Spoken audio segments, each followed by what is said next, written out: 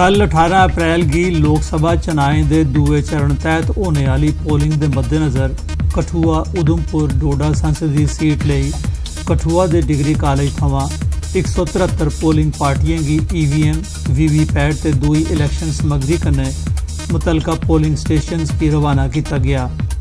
जिले च 709 polling station बनाए गेदे न। इंदे चा 15 अति संवेदनशील, 300 संवेदनशील, 5 आधुनिक ते 5 मतदान केंद्र महिलाएं आस्ते बनाए गेदे न। कठुआ जिले दी 5 तहसीलें च 4,91,922 वोटर वोट पांगन। पुंछ जिले दी पहली महिला IAS डॉक्टर रेहाना बशीर हुंदा पुंछ नगर दे डिग्री कॉलेज च निग्घा स्वागत किया गया।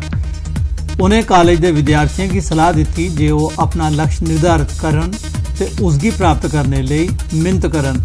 इसके अलावा और दुए संगठने भी डॉक्टर रेहाना बशीर होरें गी सम्मानित किया।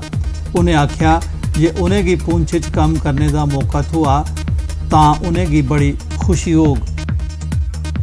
अपनी आगे पीछे की सफरिंग्स और प्रॉब्लम्स को नोटिस करें और उसको मोटिवेशन लें और मोटिवेशन लेके अपना पूरा एफर्ट डालें और इसको इम्प्रूव करने के लिए आगे काम करें। अगर मैं अपनी पूरी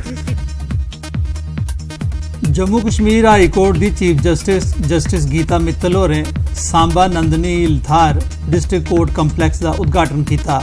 इस मौके उन्हें अदालतें की भूमिका उपर लो पांदे हुए आख्या जे अदालतां लोकतंत्र की बचाने, लोकें दे अधिकारें की सुरक्षा ते हर शहरी की इंसाफ थोए इस गल की यकीनी बनाने का काम करदे आवारदियां न। इस मौके DC Samba Sushma Chauhan, district court के जज, बार एसोसिएशन सांबा के मैंबर ते जिला इंतजामिया के अफसर ते एहलकार भी मौजूद है। Today, infrastructure is critical, especially in the context of us depending so heavily on technology growth. Courts are getting e-sensitized and e-developed, and we are using. Poonch नगर स्थित बाबा भीरम शाह गुरु गद्दी निवास सामूहिक जनेऊ धारण कार्यक्रम का आयोजन किया गया। कार्यक्रम में गुरु गद्दी के महंत लोकेश दत्त हुंदी संभाला वेद मंत्र का पाठ किया गया ते 31 नौजवानों की जनेऊ धारण कराए गए।